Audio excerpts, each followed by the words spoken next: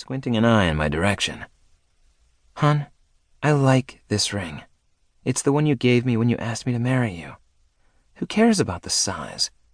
It's the thought behind it that I love. And you. I kind of love you too." I smiled in spite of myself as she added, "I'll take the obscenely humongous house, though."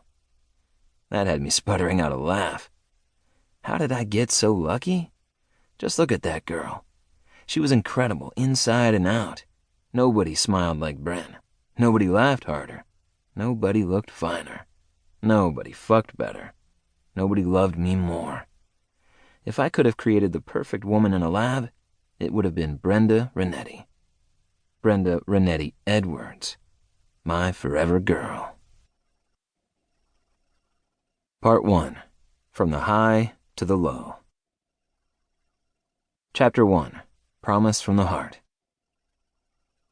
Eddie. Saturday, July 26th, 1975. The wedding was out of sight. 200 friends and family from across the country had gathered together to celebrate. We'd lost touch with a bunch of our friends long ago, but used the excuse of our nuptials to get us all in the same room again.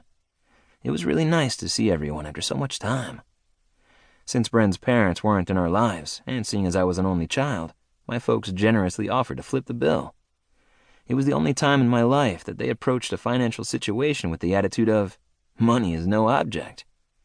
Trust me when I tell you that my father was tighter with the dollar than Fred Mertz, so it took a few weeks before we could believe they were serious. Once we were sure their offer was genuine, we allowed ourselves to go a little overboard with the planning. We booked the grand ballroom at the Shermer Heights Country Club. Brenda had worked there ever since we were teenagers, and I knew she never thought she'd ever be able to enjoy the place as a guest. But I went out of my way to ensure she'd be treated as the royal princess she always dreamed she'd be. If I couldn't give her a fairy tale life, I could at least deliver a storybook day. But because Brenda was so unused to throwing cash around, there were times early on during the planning when she had a hard time believing she could. She'd bite her lip and aim those innocent brown eyes at me, asking, "Are you sure this is okay?" And I'd always encourage her with, "Yes, baby. You want it? You got it." After a while, she simply stopped asking and just started going for it. I was pretty sure I'd created a monster. I think if I had to pinpoint the exact moment when Brenda's ambitions went from stagnant to obsessed, it would undoubtedly be during the year we were engaged. She'd gotten a taste of the good life, and from that point on, she never stopped pining for it. Honestly, though, it was like she was born to spend money because, I gotta say, she sure as hell knew what to do with it when she got her hands on some. The end result of all her planning was pretty incredible. We'd splurged for the white silk seat covers and more expensive table linens because, according to Bren, they provided the appropriate shimmer. She'd insisted on the dozens of white candles on each and every table, and the glow they created really made the place look even more amazing than it already was. They blazed at the base of every humongous floral centerpiece, creating an umbrella of animated shadows across the entire dome ceiling.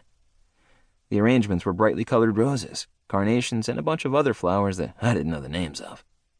We'd brought a few vases back to our hotel room, and the scent filled my nostrils as I lounged out on our humongous king-sized bed. We just opened all our wedding gifts, marveling at the wads of cash we pulled from each and every envelope. The 10s, 20s, 50s strewn all over the covers. I was lying there amidst those scattered bills, feeling like I was on top of the world. A stunning woman, a pile of cash, a cold beer in my hand. Who could ever want more than that out of life? I watched Bren as she stood in front of the full-length mirror, removing her veil and dismantling the bobby pins that held her dark hair piled on top of her head. I jabbed a finger into the knot at my neck, loosening my bow tie. I'd originally embarked on a weak campaign on behalf of my best man, Anthony, to ditch the accompanying ruffled shirts, but Brenda wouldn't hear of it. That was okay. I'd do anything for her. "Come here, babe," I said. "You look too gorgeous to be standing so far away from me." I patted the mattress at my side, offering her an invitation to sit down. Or, to do other stuff. Brenda turned from the mirror with a smile. She was the most beautiful woman in the world. But I'd never seen her looking quite that good before. That's because she was finally wearing my last name, Mrs. Brenda Edwards.